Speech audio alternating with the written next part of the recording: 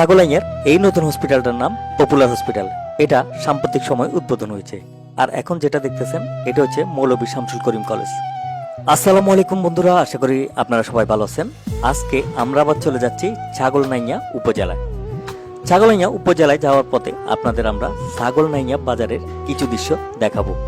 ছাগলনাইয়া একটা উপজেলা শহর হলেও কিন্তু জেলা শহর থেকে ছাগলনাইয়া কোনো দিক থেকে পিছিয়ে নেই।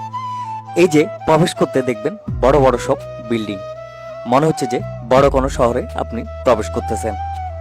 আজকে থেকে 10 বছরের আগের ছাগলনাইয়াকে আর বর্তমান ছাগলনাইয়াকে আপনি কোনোভাবে মিলাতে পারবেন না।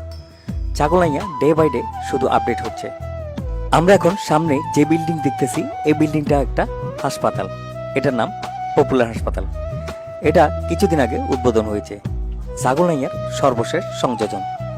যারা ছাগলনাইয়াবাসী আছেন তাদের কাছে আমার প্রশ্ন থাকবে, এই হাসপাতালের চিকিৎসা কেমন?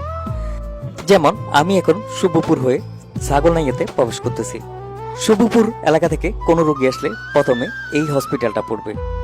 এই হসপিটালের মান সম্বন্ধে জানলে তাদের জন্য হয়তো উপকার হতে পারে। আরেকটা বিষয় বলে রাখি, আমি এখন যে রাস্তা দিয়ে প্রবেশ করতেছি এই রাস্তা দিয়ে ফুলগাজী পর্যন্ত যাওয়া যায়। আমি মূলত এই রাস্তা হয়ে মির্জার বাজার নামে একটা বাজারে চলে যাব। যেতে যেতে এই এলাকার কিছু অংশ আমি আপনাদের দেখানোর চেষ্টা করতেছি। কারণ হচ্ছে যে এইসব জায়গায় মানুষের অনেক স্মৃতি থাকে, আবার অনেক আত্মীয় স্বজন থাকে। ইদানিংকালে আমি অনেকবার ছাগলনাইয়া এসেছি। ছাগলনাইয়ার অনেক মানুষের সাথে আমার নতুন করে পরিচয় হয়েছে। তাদের জন্য মূলত এই ভিডিওগুলো করি। ছাগলনাইয়া উপজেলা থেকে কেউ যদি আমার ভিডিও দেখে থাকেন তাহলে কমেন্ট করে জানাবেন। এখন আমরা সামনে যেটা দেখতেছি সেটা হচ্ছে মৌলভী শামসুল করিম কলেজ। ছাগলনাইয়ার একটি ঐতিহ্যবাহী কলেজ। আমি চাইলেও এই কলেজে প্রবেশ করতে পারবো না, কারণ কলেজের গেট বন্ধ। ইনশাল্লাহ সুযোগ পেলে এই কলেজ নিয়ে ভিডিও বানাবো।